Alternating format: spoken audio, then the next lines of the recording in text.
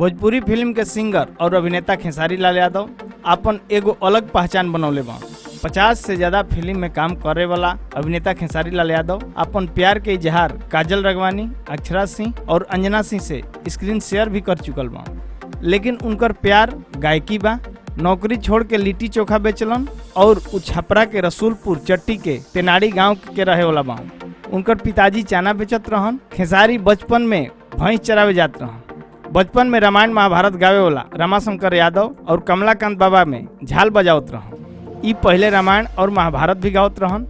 बहुत प्रयास के बाद आरजू कंपनी से सुनील सिंह और महेश परदेसी इनकर एगो कैसेट करौलन। ऊ कैसेट से मार्केट में कोनो खास पहचान ना बन पाओ, लेकिन उनकर प्रयास जारी रहल और मंजिल पावे में सफल भी भइलन। आज वो अपन घर के और परिवार, जिला और साथ साथ में पूरा बिहार के नाम रोशन कैले बा और अपन नाम के बतावे के मुमताज नहीं खन आ एगो अलग अंदाज के हीरो बा। ऐसे यह साबित होता कि एक बार मेहनत रंग जरूर लावेला। जैसे खेसारी लाल मेहनत के बल पर आज वो मुकाम हासिल कर चुकल। भोजपुरी के तमाम खबर जाने खातिर सब्सक्राइब करी भोजपुरिया।